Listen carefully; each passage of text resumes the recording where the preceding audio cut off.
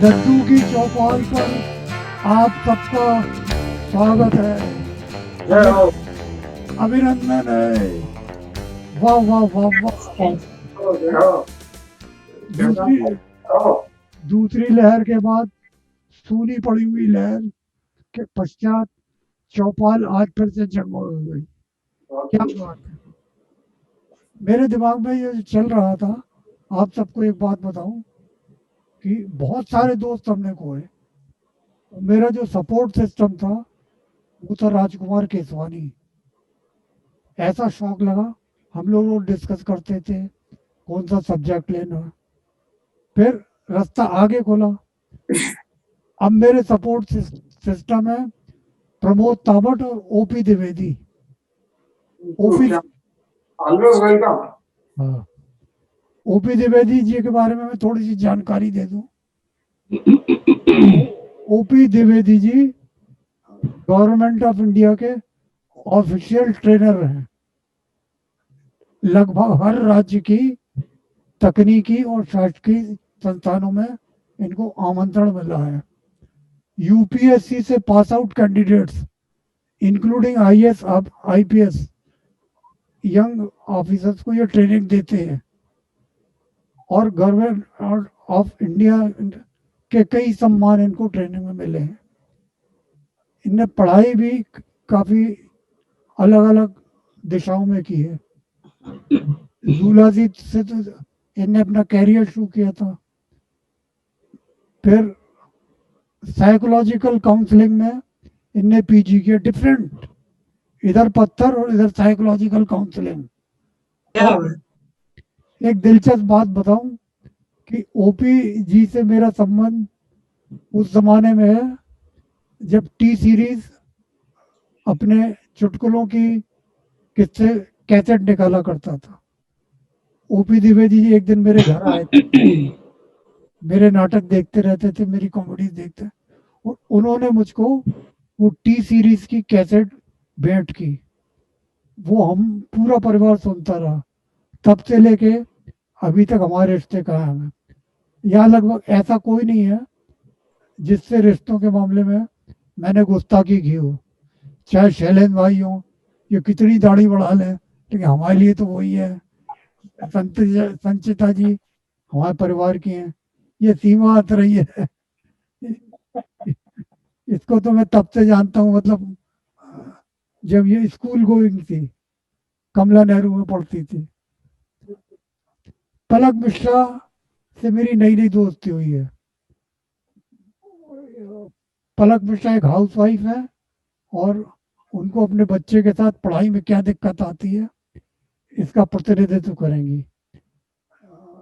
और ये ओरिना अदा तो हमारी मतलब बेहद खासम खास है। कविता समय का प्रोग्राम हुआ था तो ओरिना अदा की शायरी सबसे ज्यादा पसंद की गई थी। इतने पर्सनल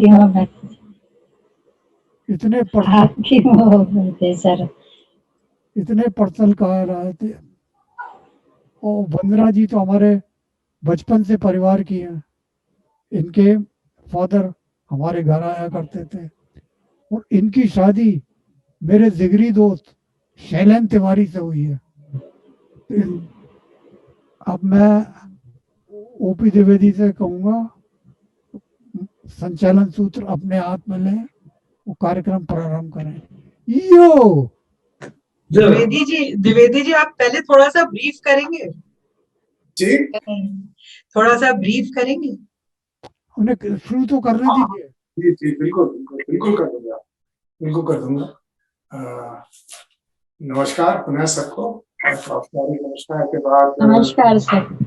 मेरा नाम ओपी द्विवेदी है और मैं भोपाल में ही रहता हूँ। और जैसा देवकांत भाई ने बताया कि उनसे मेरा तकरीबन 45 वर्षों का संबंध है। और द्विवेदी साहब जो है वो मेरे बड़े भाई जैसे ही हैं, हमारे सीनियर कलीग भी थे। उस डिपार्टमेंट में भी मैंने 37.5 साल काम किया और बहुत पुराना हम लोगों का साथ है और आप लोगों से भी जुड़कर मुझे बहुत अच्छा लग रहा है। तो ये तो मैंने अपने बारे में बताया। और जैसा देवकांत भाई ने कहा कि मैं प्रशिक्षण से जुड़ा हुआ हूँ, तो भूविज्ञान में मैंने एमएससी किया था जियोलॉजी में 1977 में। उसके बाद फिर वहां से जो माइनिंग डिपार्टमेंट के बाद फिर साइकोलॉजी के कुछ सब्जेक्ट्स का अध्ययन किया, और उसके बाद फिर ये प्रशिक्षण फील्ड में मुझे काफी लंबा समय हो गया है, और इसमें जो अल्टीमेट लेवल होता है उस लेवल में मैं ट्रेनर हूँ। तो हम लोगों की रिस्पॉन्सिबिलिटी ट्रेनर डेवलप करने की भी होती है भारत सरकार की, और अमूमन बहुत सभी विभाग के अधिकारी जो आते हैं प्रशिक्षणार्थी के रूप में आते हैं, तो उनसे भी सीखने और सिखाने का मौका मिलता है, उन्हें सिखाते भी हैं, उनसे सीखते भी। इस दौरान बहुत सारे एजुकेशन डिपार्टमेंट के बड़े बड़े अधिकारियों को भी प्रशिक्षण देने का अवसर प्राप्त हुआ, और कई कॉलेज स्कूल के प्राचार्य लोगों से भी संपर्क में आए। तो देवकांत भाई ने कहा कि नहीं, इस कार्यक्रम में आप भी शिरकत करिए। हालांकि मुझे लगा कि मेरा फील्ड जो है वो एडल्ट लर्निंग का है, और पेडागॉजी थोड़ा डिफरेंट हो जाता है। तो मैंने कहा भाई स्कूल एजुकेशन से रिलेटेड है ये प्रोग्राम, तो उन्होंने कहा नहीं, आप इसमें जो आपके एक्सपीरियंस है वो आप शेयर करना और इंटरेक्ट करेंगे। तो सबसे पहले तो मैं उनका बहुत बहुत धन्यवाद अदा करता हूँ कि उन्होंने मुझे इस कार्यक्रम में शिरकत करने का मौका दिया, और आप सब अच्छे लोगों से मिलने का सौभाग्य प्राप्त हुआ। और क्या बात है। जो पुराने जो हमारे वरिष्ठ अधिकारी भी रहे हैं और बड़े भाई भी हैं, ऐसे लोगों से तो मैं जितनी बार मिलता हूँ उतनी बार एनर्जाइज हो जाते हैं, और लगता है कि हम ऐसे लोग हमारे रोल मॉडल हैं। तो मैं उनका भी बहुत बहुत स्वागत करता हूँ, आप सभी का बहुत स्वागत करता हूँ, मुझे बहुत अच्छा लग रहा है। और दो पंक्तियों से मैं बात की शुरुआत करता हूँ कि वो लोग हमारे लिए मायने रखते हैं, वो लोग वाकई हमारे लिए मायने रखते हैं, जो वक्त आने पर सामने आईने रखते हैं। क्या बात, वाह वाह वाह वाह वाह वाह, बहुत बढ़िया। तो दद्दू की चौपाल जो है वो इस तरह का एक प्लेटफॉर्म है। मैंने देखा कि जितनी बार दद्दू ने ये कार्यक्रम आमंत्रित किए हैं, कुछ ना कुछ यहाँ से फलीभूत हुआ है, और सडनली कुछ क्लिक होता है और कुछ नई चीज सुधार हम अपने काम में करते हैं जहां भी जुड़े रहते हैं। और इनसे मेरा बहुत पुराना संपर्क है। एक तरह से कहूँ तो ये सब मेरे गुरु हैं। त्रिवेदी साहब मेरे उस फील्ड के गुरु हैं, फिर देवकांत भाई जो है ये मेरे ड्रामे के गुरु हैं, बाबा कारंग और देवकांत शुक्ला।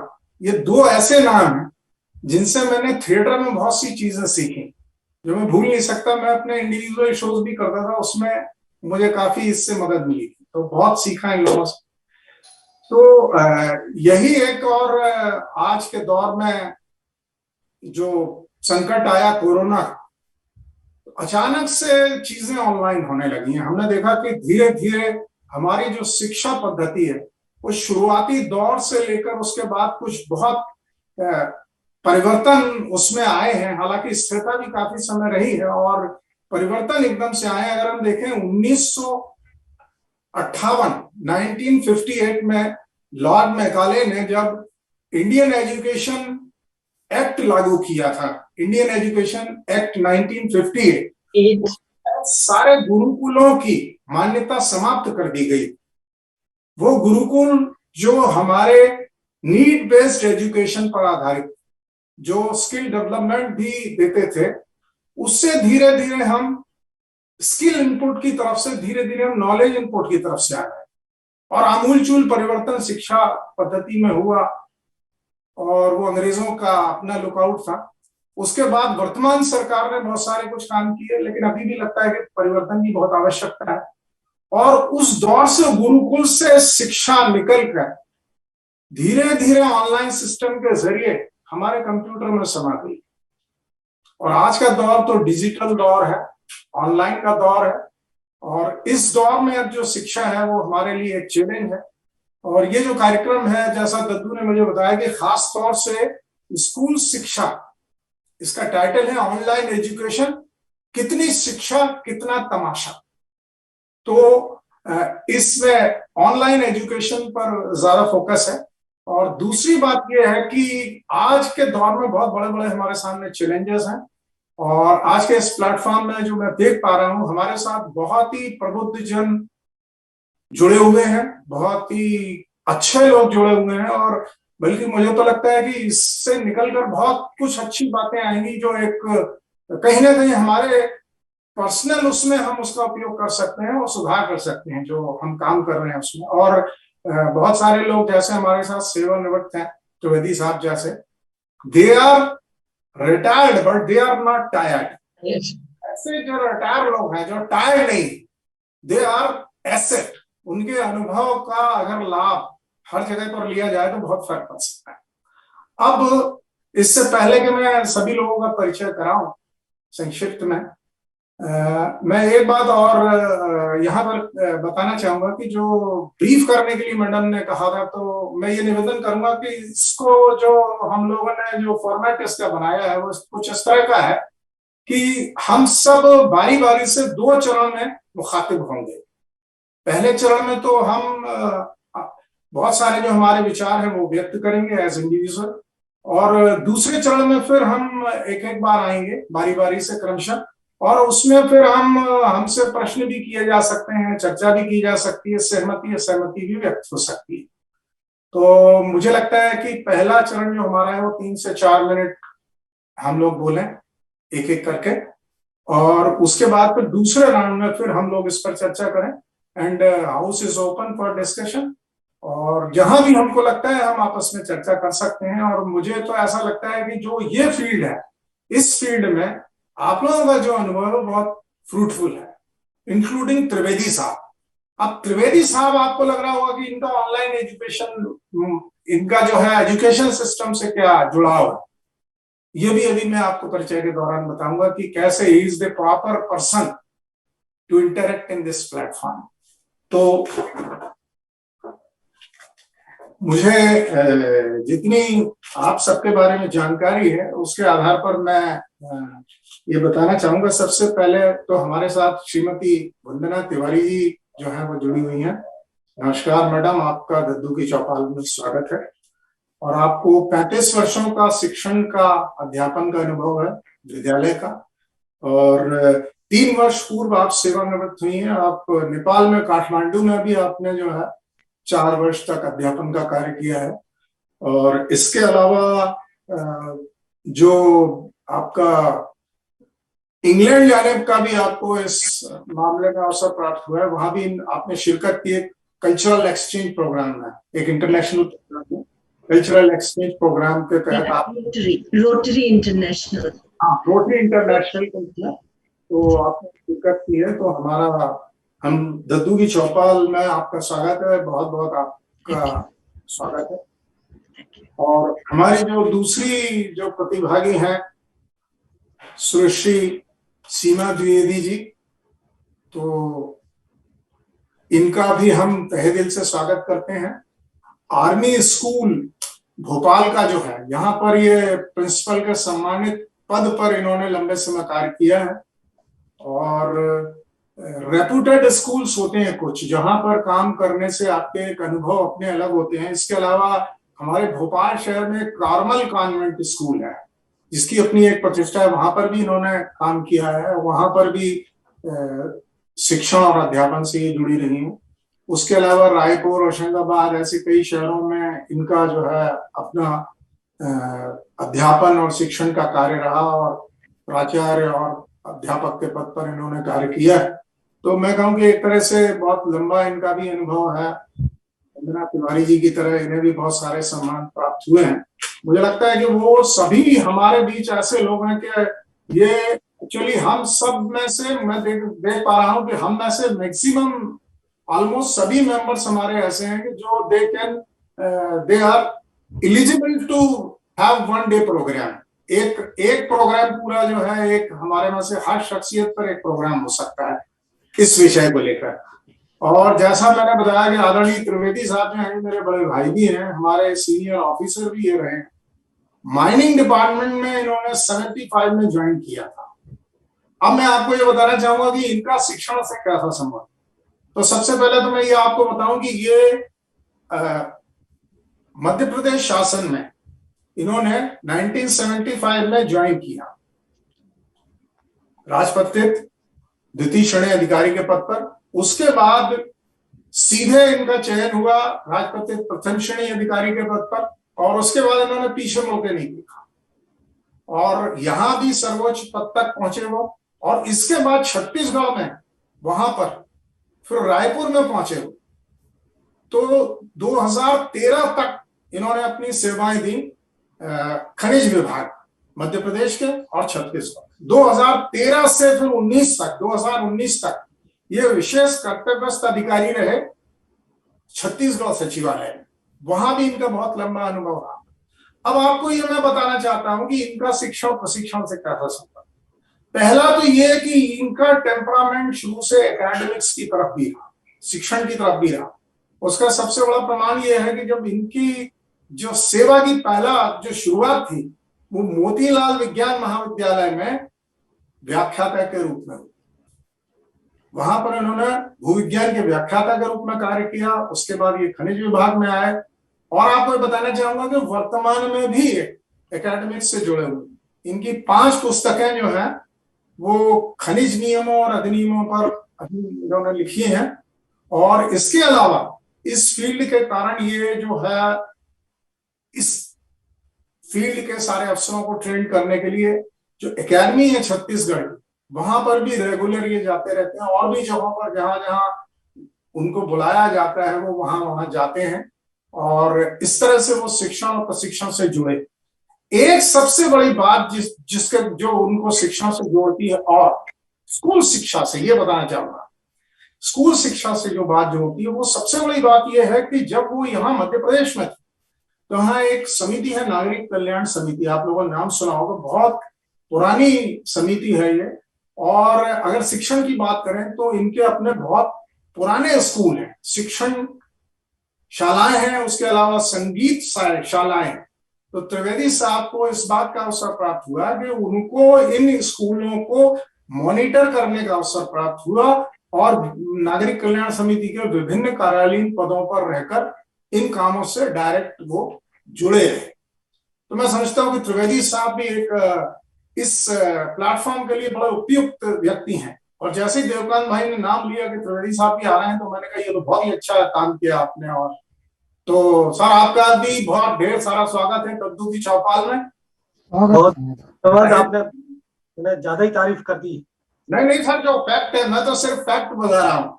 और जैसा मैं कहूंगा कि भाई उनको भी कई तरह के कई जगह सम्मान मिले हैं। सम्मान तो इतने हैं सबके कि अगर मैं यहाँ बखान करना शुरू करूं तो मुझे लगता है कि वो पूरा दिन अपना जो है सम्मानों के लिए निकल जाएगा। तो एक विभाग के सर्वोच्च पद पर रहने के अलावा उनका एक और ये रहा कि जहां भी वो रहे उन्होंने बड़े अच्छे से काम किया और कुछ ना कुछ विभाग को दिया, जिस काम से जुड़े वहां कुछ ना कुछ उन्होंने दिया। और इसके अलावा हमारे साथ डॉक्टर ओरिना अदा जो हैं वो भी इस प्लेटफॉर्म पर मौजूद हैं। और जैसा मैं देख पा रहा हूं कि डॉक्टर हैं ये तो पीएचडी हैं, पहली बात। तो इसके अलावा एक कमाल की बात यह है कि लगभग 5 विषयों में आप एमए हैं।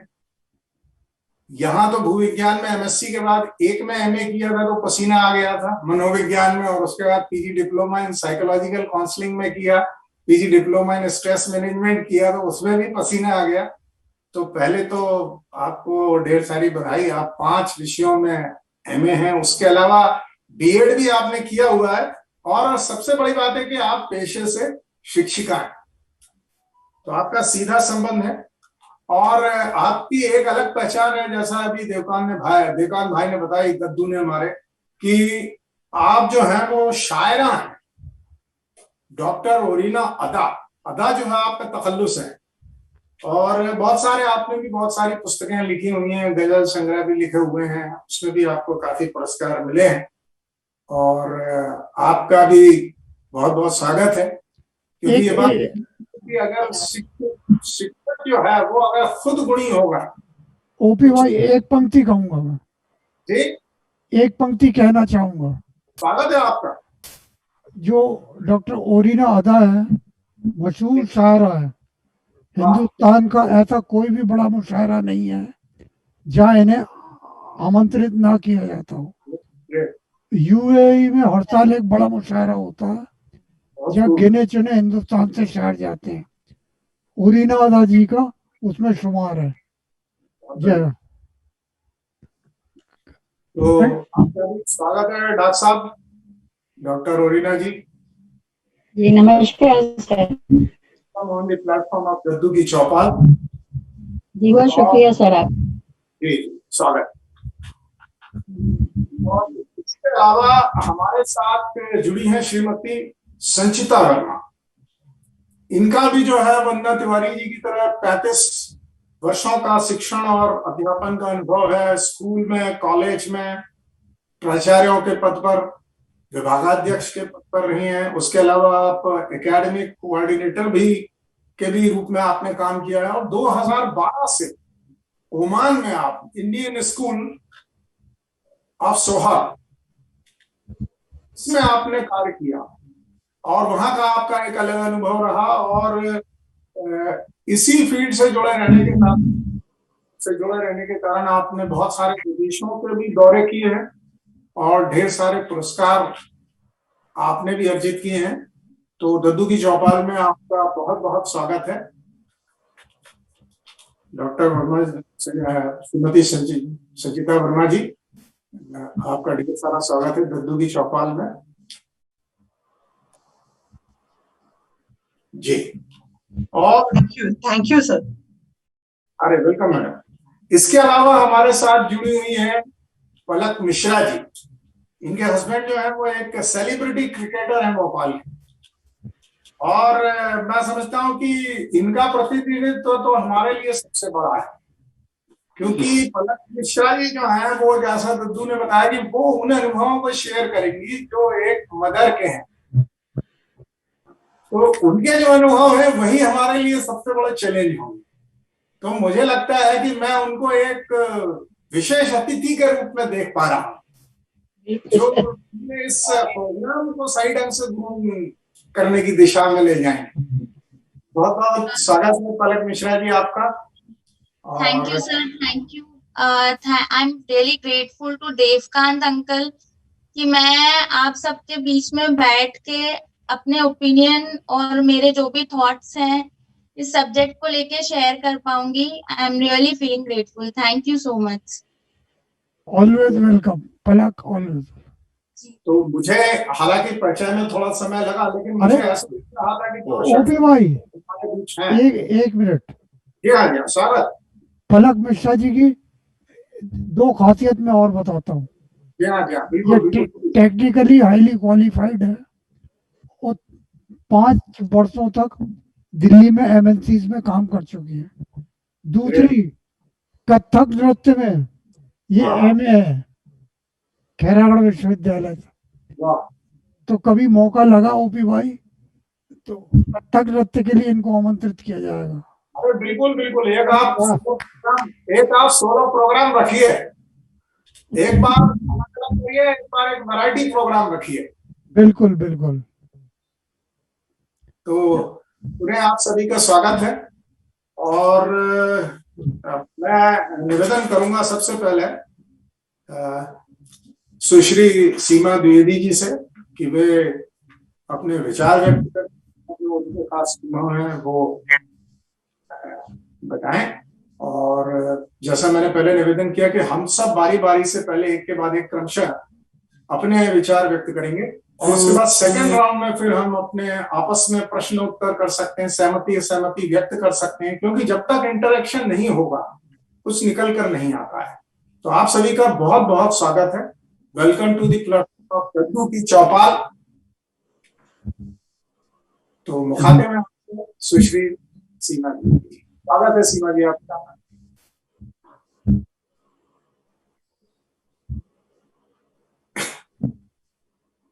मैं सीमा द्विवेदी, जैसा द्विवेदी जी ने बताया, प्रिंसिपल आर्मी पब्लिक स्कूल के पद से 31 मार्च 2021 को हम रिटायर हुए और ऑनलाइन क्लासेस जो हमें विषय दिया गया है, पिछली बार मार्च में लॉकडाउन हुआ और उसके बाद तुरंत ही हमें ऑनलाइन क्लासेस शुरू करनी थी। सारे स्कूलों के सामने ये एक बड़ा चैलेंज था, लेकिन मुझे लगता है कि जो प्राइवेट स्कूल है, जो रेपुटेड प्राइवेट स्कूलों की मैं बात कर रही थी, उनके लिए ये बहुत बड़ा चैलेंज इस सेंस में नहीं था क्योंकि हमारे पास संसाधन थे और हमारे पास जो बच्चे आते हैं आमतौर पे उनके पास डिवाइसेस वाली प्रॉब्लम नहीं थी कि उनके पास मोबाइल एक ही है घर में या लैपटॉप नहीं होंगे। जो गवर्नमेंट स्कूल के बच्चों के साथ जो परेशानी आई वो रेपुटेड प्राइवेट स्कूल के पास नहीं थी। लेकिन उसके बावजूद जब हमने शुरू किया प्रोग्राम, ये मैं केवल अपने स्कूल की नहीं, एक जनरल नॉर्मल स्कूल की बात कर रही हूँ, तो बड़ी समस्या ये थी कि बच्चे जो बहुत छोटे बच्चे थे, 11th-12th के बच्चे तो बड़े थे, उनको मालूम था कैसे कंप्यूटर हैंडल करना है या मोबाइल हैंडल करना है, लेकिन अगर उनके पेरेंट्स, खासतौर पे माताएं, अगर टेक्नो सेवी नहीं थी तो उन बच्चों को बहुत ज्यादा परेशानी आई ऑनलाइन एजुकेशन पाने में। दूसरी बात थी, घर में अगर 2 बच्चे हैं या 3 बच्चे, मोबाइल एक ही है। अब एक ही बच्चा एक बार में अपनी क्लास अटेंड कर सकता है, दूसरे 2 अगर 1 या 2 बच्चे और हैं तो वो बैठे होते थे, वो क्लास अटेंड नहीं कर पाते थे। और इस तरह की बहुत शिकायतें कॉमन मेरे ख्याल में शुरू के। और उससे बड़ी बात थी कि लॉकडाउन था, अगर पेरेंट्स चाहते भी थे तो वो बाहर जाकर मोबाइल या लैपटॉप खरीद नहीं सकते थे। तो शुरू में ये जो 2-3 महीने जो बहुत परेशानी आई, अप्रैल, मई और जून के महीने तक, जून में थोड़ा लॉकडाउन में भीड़ होना शुरू हुई और लोगों ने और मोबाइल खरीदे जो खरीद सकते थे। लेकिन यहाँ मैं बात उनकी ज्यादा करूंगी जिनके पास ये साधन जुटाने के लिए धन भी नहीं था और वो लोग टेक्नो सेवी भी नहीं थे कि वो अपने बच्चों को ऑनलाइन क्लासेस अटेंड करने में पूरी मदद कर सके। स्कूल, अगर जैसा मैंने कहा कि अगर बड़े स्कूल थे तो ठीक था, छोटे स्कूल हैं, टीचर्स को ही ऑनलाइन क्लास कंडक्ट करना नहीं आता, उन्हें नहीं मालूम था कि ऑनलाइन क्लास कंडक्ट कैसे करनी है, उनके पास कहाँ से वीडियोस लाने हैं, घरों में इंटरनेट की प्रॉब्लम थी, घरों में इलेक्ट्रिसिटी कनेक्शन की प्रॉब्लम थी। तो शुरू में जो 3-4 महीने थे वो तो लगता है कि पूरे हिंदुस्तान में सभी बच्चों के लिए बहुत विकट, किसी को समझ में नहीं आ रहा था। और तभी ये बात भी शुरू हुई कि जो ऑनलाइन क्लासेस है एक्चुअली तमाशा है और कुछ नहीं, जैसे कुछ होना जाना नहीं है, क्योंकि ये स्कूलों को फीस चाहिए तो उन्होंने ऑनलाइन क्लास अटेंड शुरू कर दिए। बच्चे अटेंड कर पाए या न कर पाए, स्कूलों को इससे कोई मतलब, जबकि स्कूलों को बहुत मतलब था, बहुत चिंता थी। लेकिन मुझे लगता है कि ये समस्या धीरे धीरे खत्म होनी शुरू हुई जब लॉकडाउन खत्म हुआ और बच्चों को थोड़ी आदत हो गई, पेरेंट्स ने थोड़ा सीख लिया, उनके पास प्रॉपर डिवाइसेस आ गए कि एक से ज्यादा मोबाइल आ गए या किसी ने लैपटॉप खरीद लिया, तब ये समस्या थोड़ी सी कम हुई और लोगों को आदत होने लगी।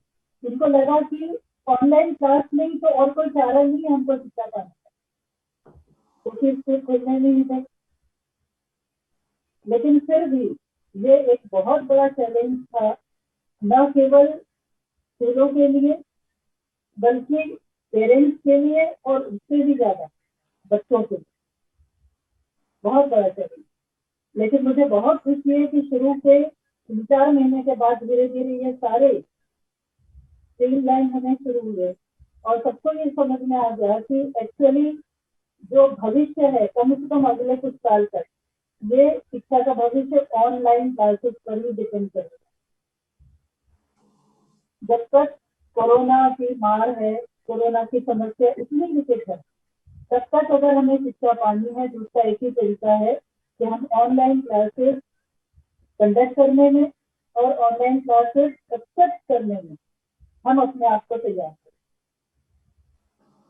कोई समस्याएं भी थी, बच्चे सुबह सोकर नहीं उठते थे क्योंकि घर पर है तो मम्मी उठा रही है, उठ जाओ, उठते नहीं थे, या उठे हैं फ्रेश नहीं हुए, सीधा से मोबाइल के लैपटॉप के सामने बैठ गए, आधी नींद में है, तो वही मम्मी बुलाकर खाना भी खिला रही है, वही मम्मी ऑनलाइन क्लास में दूध भी पिला रही है, जगाती भी जा रही है, जागो तुम्हारी क्लास चल रही है, तो सब कुछ हुआ और ये बहुत नॉर्मल था। मुझे लगता है कि इसमें कुछ भी, क्योंकि स्कूल जब आते हैं बच्चे, उन्हें मालूम होता है हमें तैयार होना है, बस में बैठ के या किसी भी तरीके से स्कूल पहुंचना, लेकिन जब घर में बैठे हुए हैं, ठंड के दिनों में रजाई ओढ़ कर बैठे हुए हैं और ऑनलाइन क्लास अटेंड कर रहे हैं, कई बच्चे, छोटे बच्चे खासकर जो पहली दूसरी तीसरी के होते थे, सो जाते थे, रजाई में है सो गए। तो ये सारी छोटी छोटी समस्याएं आती रही, पर फिर मुझे लगता है कि इसके अलावा और कोई ऑप्शन नहीं था बच्चों को शिक्षित करते रहने का। और मुझे लगता है कि स्कूलों ने अपनी जिम्मेदारी बहुत अच्छे से निभाई है, पेरेंट्स ने बहुत सीखा है और बच्चों ने उत्सुकता दिखाई है कि नहीं हमें अब ये करना ही पड़ेगा, ये एक तरीका है जिससे हम शिक्षा पा सकते हैं। बिल्कुल, बहुत बढ़िया।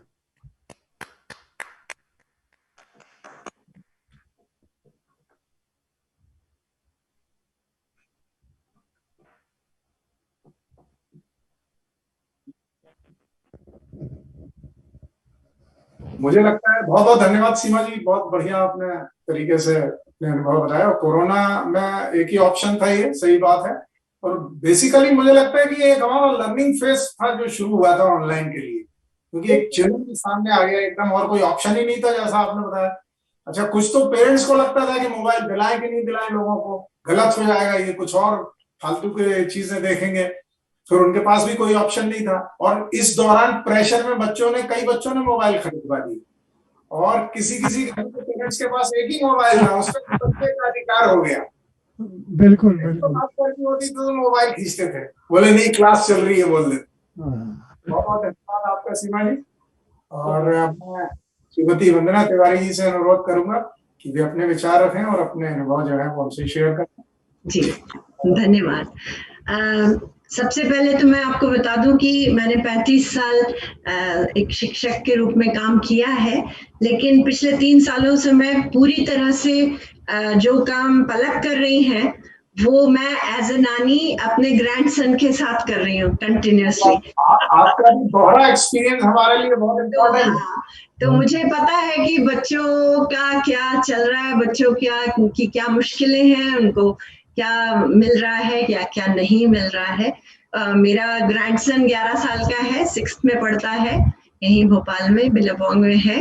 तो मुझे उसके सारे लूप होल्स सामने दिखते हैं, क्योंकि मैं एज अ टीचर भी काम कर चुकी हूँ और अब एज अ पेरेंट भी काम देख रही हूँ। तो जहाँ तक शिक्षा का सवाल है, जो मेरा ओपिनियन है उससे मुझे लगता था अब ये तो ऑनलाइन एजुकेशन तो आज की बात है, लेकिन मेरे विचार में हमारी शिक्षा में हमेशा बहुत सारी कमियां रही हैं। हम बच्चों को शिक्षा पे जोर नहीं देते, हम उनको ज्ञान दिलवाते हैं। अगर वो स्कूल या कॉलेज जाते हैं तो वहां से वे ज्ञान अर्जित करते हैं और उसके बाद काम करते हैं, जिससे कि उनको वो पैसे कमाते हैं और अपनी जिंदगी चला पाते हैं। लेकिन हमारा शिक्षा में कहीं ना कहीं कमी रह जाती है। हम उनको क्या सचमुच एक अच्छा इंसान बना पाते हैं, उस पे बहुत कम लोग हैं जो गौर करते हैं, ना तो टीचर्स उसके बारे में। क्योंकि बड़ी दुख की बात है कि जो आज शिक्षा का जो रूप बदला है उसमें टीचर एक महज राइटर का काम करता है। वो बहुत तरह तरह के उसको फॉर्म्स दिए जाते हैं, तरह तरह की उसको डेटा भरने होते हैं, तो वो इस कदर बिजी रहता है अपने डेटा वगैरह और सब ये भरने में कि उसके पास बच्चों के साथ एक अंदरूनी लगाव पैदा करने का समय नहीं होता। समय क्या बोले, वो इतना चिड़चिड़ा हो जाता है वो सब काम करते करते कि वो सोचता है कि मुझे क्या करना, मैं पेपर वर्क सही रखूं। शिक्षा को पेपर वर्क से नहीं जोड़ सकते, क्योंकि मैं ये नहीं कह रही हूँ कि वो गुरुकुल में जो शिक्षा दी जाती थी वही ठीक थी, आज की शिक्षा गलत है, ऐसा नहीं है। एक फाइन बैलेंस चाहिए। और मुझे ऐसा लगता है कि एजुकेशन में टीचर को एम्पावर करना जरूरी है।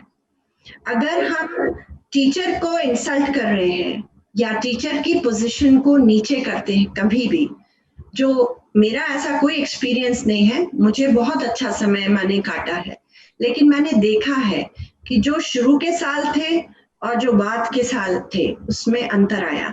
तो हम अगर टीचर को एम्पावर नहीं करते तो वो बच्चों के और उनके बीच में जो एक ब्रिज होना चाहिए, जो एक कनेक्शन होना चाहिए, वो कहीं लॉस्ट हो जाता है। देखिए, शिक्षक या गुरु माँ बाप से भी ऊपर आता है, तो हम माँ बाप से तो नहीं आशा करते हैं कि वो तमाम फिल करे कि मेरे बच्चे ने आज ये खाया या ये बैठा ये किया। हम टीचर को क्यों बर्डन करना चाहते हैं अननेसेसरी काम में? हम क्यों नहीं उसको, उस पर ट्रस्ट क्यों नहीं करते? हम एक विश्वास की बहुत कमी है पूरी एजुकेशन में, हम ट्रस्ट ही नहीं कर रहे। और बिना ट्रस्ट के एक बच्चा जो कि इतना फूल की तरह कोमल है, वो कैसे बड़ा होगा, वो कैसे एक अच्छा इंसान बनेगा? वो पढ़ लेगा, वो कंप्यूटर साइंस बहुत अच्छा करेगा, वो हिंदी अंग्रेजी बहुत अच्छी लिख लेगा, बोल लेगा, उसका फिजिक्स केमिस्ट्री मैथ्स पे बहुत कमांड होगा, लेकिन वो क्या एक अच्छा इंसान होगा? ये बहुत बड़ा मुद्दा है जिसको हम शायद हमेशा से निग्लेक्ट करते आए हैं। तो ये तो हमारी नॉर्मल एजुकेशन के बारे में। अब अगर हम ऑनलाइन एजुकेशन के बारे में बात करते हैं, जिसकी चर्चा हम अभी कर रहे हैं, तो ऑनलाइन एजुकेशन में तो हमारा बच्चे के साथ कांटेक्ट और भी कम हो गया है। ये सही है कि ऑनलाइन एजुकेशन के लिए हम सिर्फ क्रिटिकल होके कोई फायदा नहीं, क्योंकि अगर बच्चे लॉकडाउन में घर में बैठे हैं तो एटलीस्ट उनको कुछ तो ज्ञान मिल रहा है इसके सहारे, ये एक बहुत बड़ी बात है, वो कुछ तो पढ़ रहे हैं। लेकिन उसको अंडरस्टैंड करना जरूरी है हमारे सिस्टम को। आपको ऑनलाइन एजुकेशन के हिसाब से सिलेबस में चेंजेस लाने जरूरी हैं।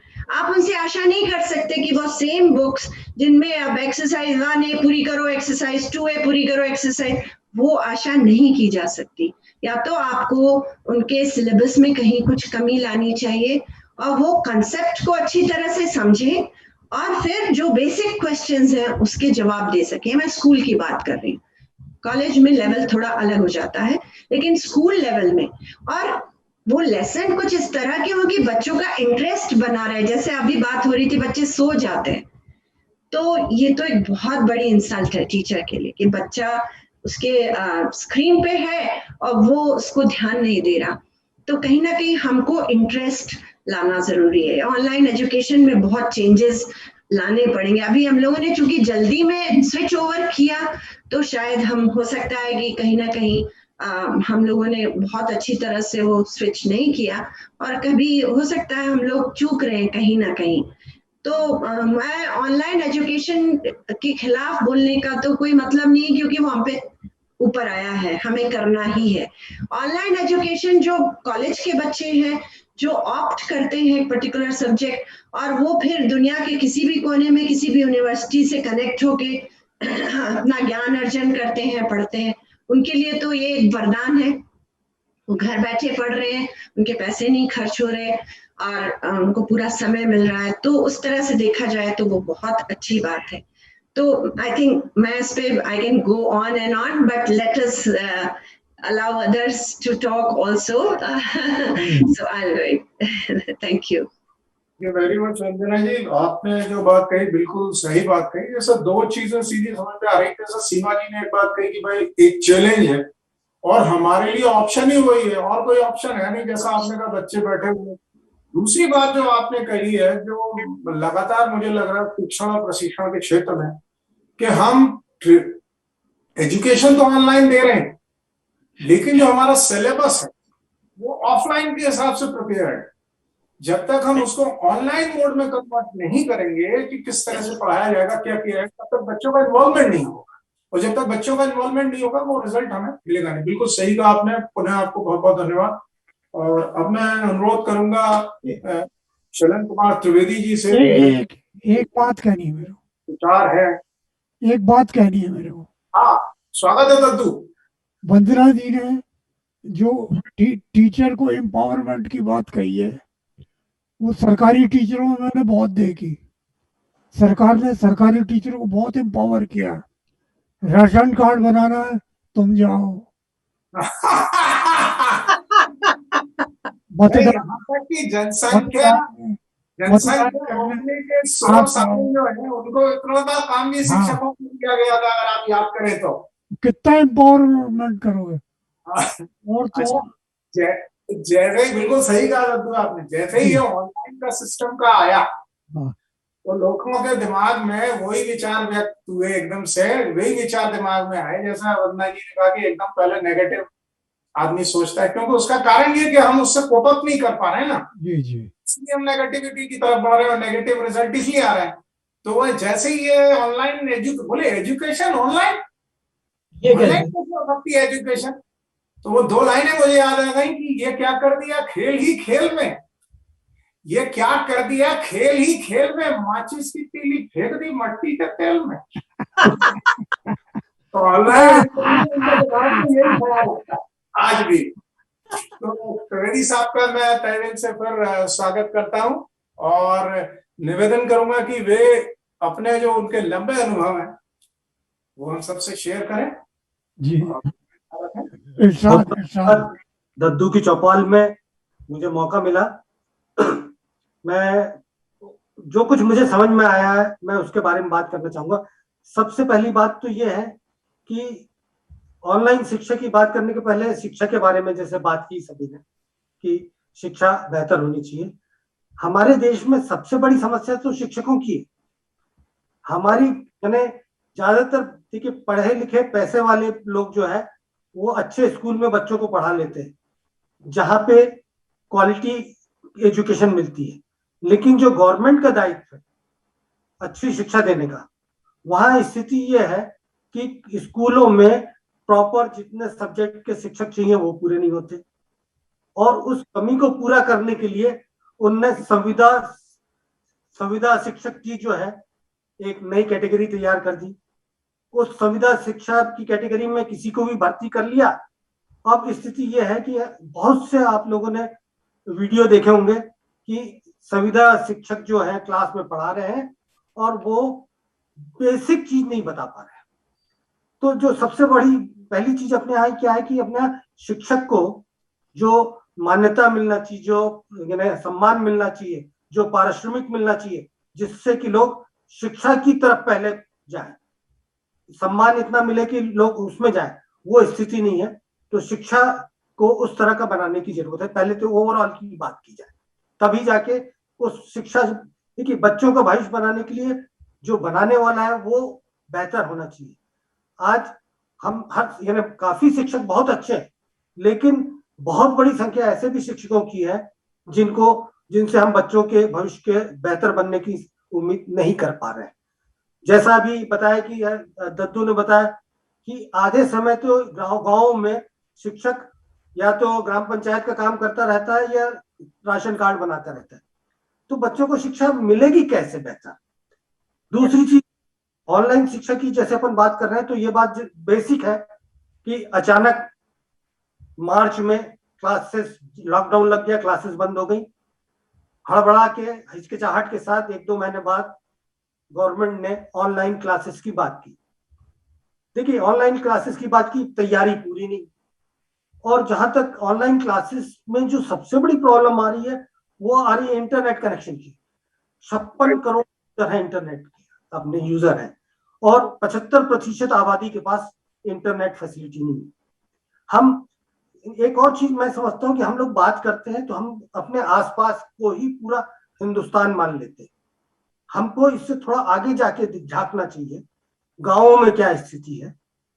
एक न्यूज मैंने कल ही पढ़ी कि अपना इसमें गोंदिया के पास गोंदिया में कोई गांव है, वहां पे एक इंटरनेट पेड़ कहलाता है। गांव के लोग उसी पेड़ के पास जाके वहां पे इंटरनेट मिलता है, तब जाके वहां क्लास करती है। तो सबसे बड़ी समस्या तो ये है कि अगर आपको इंटरनेट क्लासेस चालू करना है तो इंटरनेट फैसिलिटी उपलब्ध करानी होगी, और इंटरनेट फैसिलिटी उपलब्ध करानी होगी। उसके बाद जो लोगों ने अभी पुराने पूर्व वक्ताओं ने बताया कि लोगों के पास ठीक है, मोबाइल से क्लासेस नहीं हो सकती, कंप्यूटर से ही बेहतर तरीके से हो सकती है। तो कंप्यूटर फैसिलिटी टोटल 11% लोगों के पास है, और इंटरनेट फैसिलिटी, यानी देखा जाए तो इंटरनेट और कंप्यूटर की अवेलेबिलिटी है नहीं, टेक्नोलॉजिकल इंफ्रास्ट्रक्चर नहीं है हमारे हिंदुस्तान में, डिजिटल कंटेंट जैसे बताया कि इस डिजिटल कंटेंट चाहिए पढ़ाई के लिए, वो भी उपलब्ध नहीं है, एक्सपेंसिव है। आज अगर मान लीजिए आपने जो पढ़ाया उसका वीडियो या रिटर्न मटेरियल जो है अगर स्टोर करना चाहे तो उसके लिए आपको अपने क्लाउड में जो है एक्स्ट्रा स्पेस लेना पड़ेगा, जिसके लिए पैसा लगेगा। ये ना 80 करोड़ लोगों को तो हम फोकट में राशन बांट रहे हैं, मतलब उनके पास तो पैसे ही नहीं है, तो कहां से वो ये सब चीजें लाएंगे। इसके एक्सपेंसिव होने के अलावा जिनके पास है फैसिलिटी, सब कुछ है, वो एडिक्टिव हो रहे हैं। तीसरी चीज ये है कि इसमें यानी 1 घंटे से लेके 5 घंटे से लेके 8 घंटे तक ऑनलाइन के लिए आपको कंप्यूटर में बैठना पड़ रहा है, अलग अलग क्लास के स्टैंडर्ड के हिसाब से आपको होमवर्क करना, ये सब करना, तो उसके कारण जो आंखों पे भी दुष्प्रभाव पड़ रहा है, कंसंट्रेशन। और जहां तक क्लास की बात है, जो ब्लैक बोर्ड और चॉक की जो क्लास है उसका कोई अल्टरनेट हो ही नहीं सकता। ऑनलाइन क्लासेस, क्लासरूम में टीचर की नजर में पूरे बच्चे रहते हैं, सबकी बॉडी लैंग्वेज और सबको देख के टीचर के समझ में आता है कि ये बच्चे को समझ में आ रहा है कि नहीं आ रहा है। ऑनलाइन में हम वो नहीं कर पाते। तो ऑनलाइन समस्या को सॉल्व करने के लिए सरकार को भी कुछ करना चाहिए, फैसिलिटी उपलब्ध करानी चाहिए। मैंने अभी देखा कि पिछले वर्ष जो बजट था इसके लिए, डिजिटल लर्निंग का जो बजट था भारत सरकार का 19-20 का, वो 600 करोड़ का था, और कोरोना काल में उसको बढ़ना चाहिए डिजिटल, वो कम होके 470 करोड़ के आसपास हो गया। तो अभी यानी हमारे जो प्लानर हैं उनके भी समझ में नहीं आ रहा है कि इस समस्या का कैसे सॉल्यूशन निकाला जाए। समस्या बहुत बड़ी है। कोरोना के रहते आप बच्चों को यानी हेल्थ को ध्यान में रखते हुए इस क्लास में नहीं भेज सकते, तो जब घर में रख के पढ़ाना है।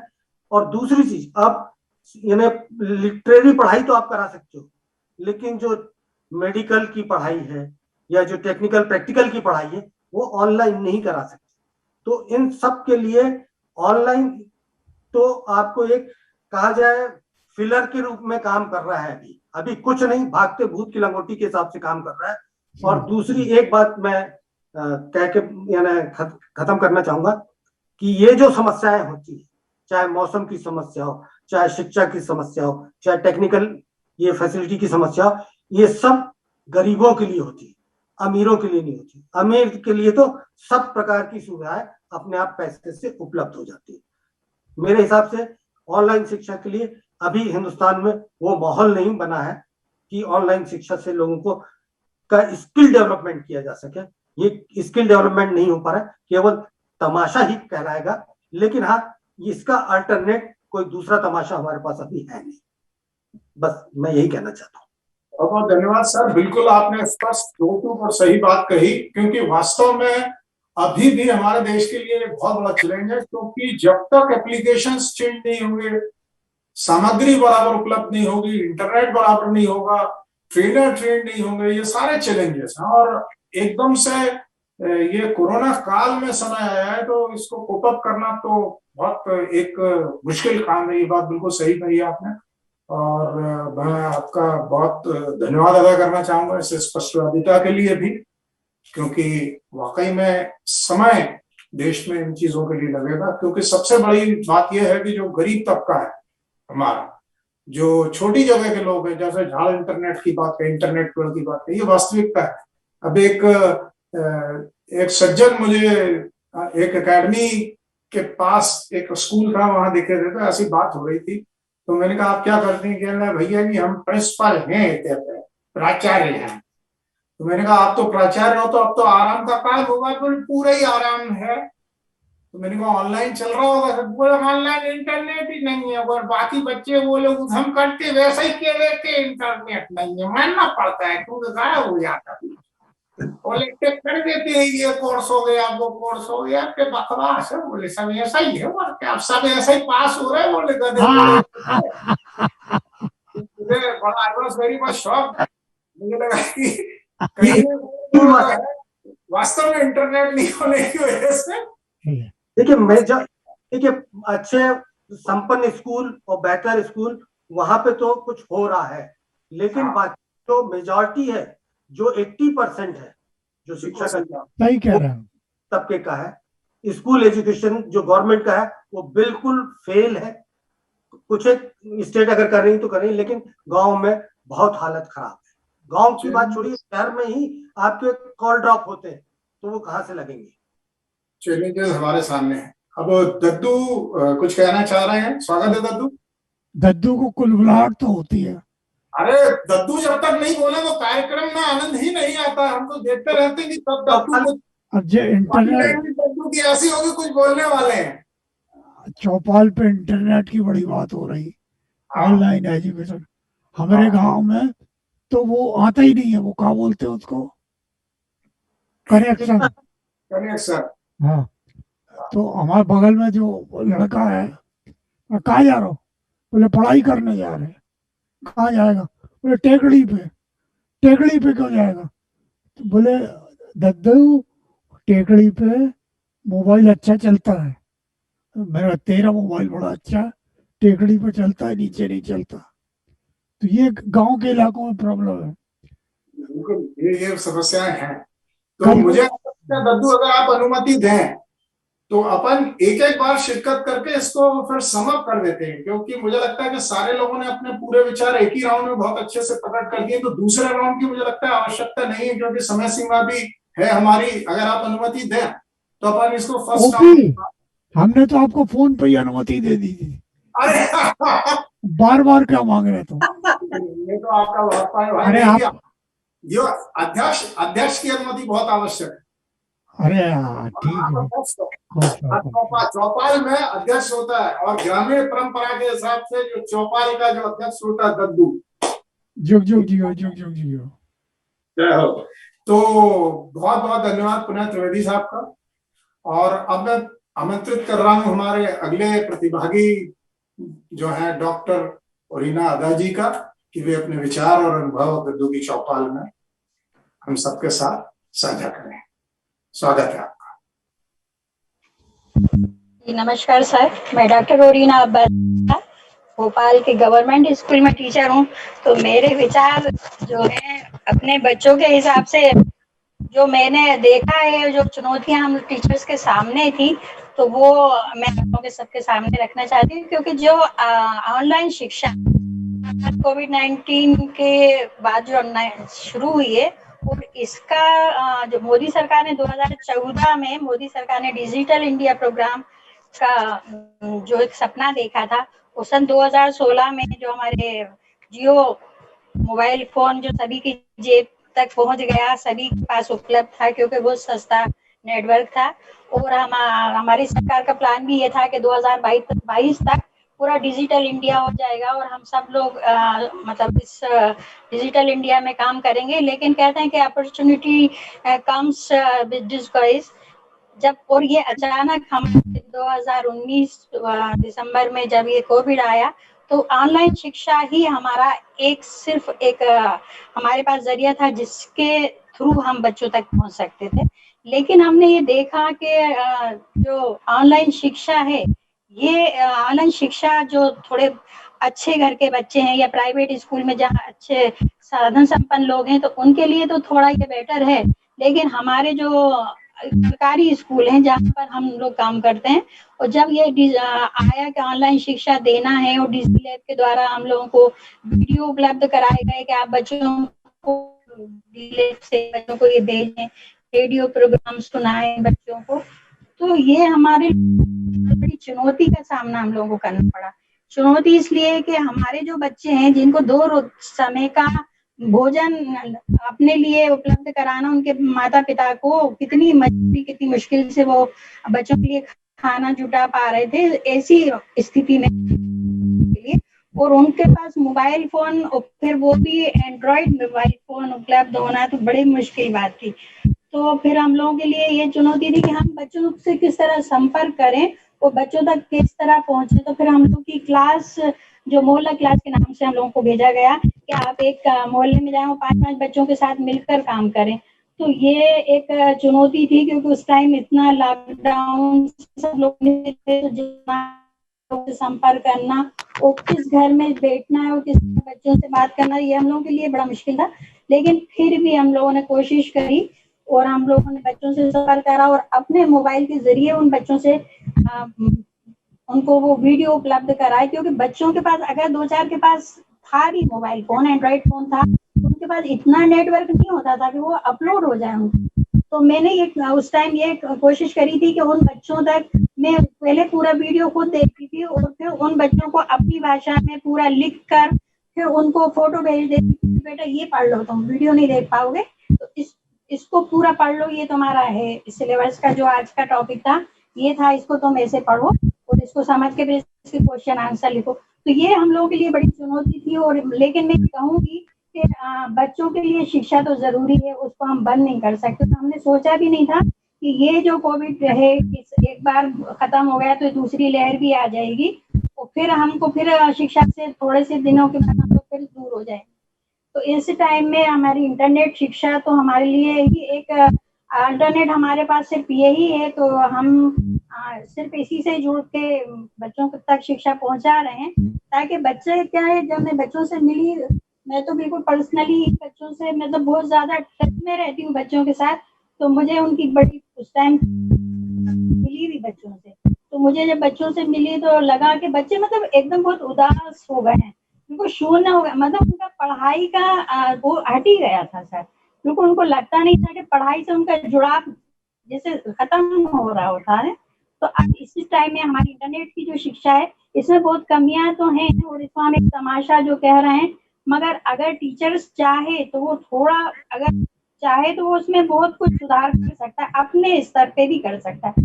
सरकार को टीचर्स को थोड़ा सा टेक्निकल अपने तैयार ट्रेनिंग दे, ताकि टीचर्स इसमें, बहुत से टीचर्स हैं जो इसमें पूरी तरह से दक्ष नहीं है, तो उनको भी प्रॉब्लम आती है। और हम लोगों को ट्रेनिंग भी, ऑनलाइन ट्रेनिंग भी दी गई उस टाइम में, वो भी पूरी हम लोगों के लिए मेरा ये कहना कि डिजिटल शिक्षा आवाज कट गई, हमारी जो ऑफलाइन शिक्षा है उसका स्थान तो नहीं ले सकती, किसी भी तरह से नहीं ले सकती, क्योंकि हम बच्चों से बिल्कुल जब एक साथ में जुड़ाव जो पैदा होता है साथ में बैठने पर, मिलने पर, वो ऑनलाइन, इसमें तो बच्चों से हम एक सिर्फ देख सकते हैं, उनको एक एहसास होता है कि हाँ हमारे टीचर हैं, हमारे बच्चे हैं, लेकिन हम उनको जिस तरह से अगर साथ में रहते हैं तो हम पूरे बच्चों पर प्रॉपर नजर रख के उनको अच्छे से देख सकते हैं, उनके साथ अपनी जो हमसे शेयर हमेशा करते रहते थे, क्या समझ नहीं आ रहा है, तो एकदम अब इस टाइम इतना टाइम कम होता है कि बच्चों को क्या समझ नहीं आया, वो अपनी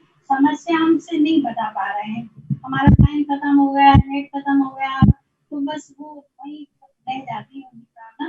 तो बच्चे तो मुझे 1 बजे फोन करते थे कि मैडम हमारे भाई अब आए हैं, मोबाइल हमारे पास अब आया है, अब आप हमें बता दीजिए क्या करना है। तो कभी कभी मैं 1 बजे रात को उठ के फोन अटेंड करती थी, तैयब का फोन आया है या कभी अंकुश का फोन आया है, मैडम हमारे पापा अभी आए हैं, रात को मोबाइल हमारे पास था नहीं, तो हमको अभी आप बता दीजिए। तो मतलब ऐसी चुनौतियां रही हैं, लेकिन हम लोगों ने उसका सामना करा है और बच्चों ने इसको बहुत अच्छा रिजल्ट भी मतलब मिला है। जब मुझे एक प्रोजेक्ट वर्क भी हम लोगों ने जब कराया, ऑनलाइन था वो भी, तो वो साइंस का था, तो उसको मतलब अंकुरण किस तरह होता है, तो बच्चों से प्रोजेक्ट कराना था, तो फिर हम लोगों ने जाके उनको किस तरह बीज बोना है, किस तरह अंकुरण होगा, तो ये बच्चों ने किया है।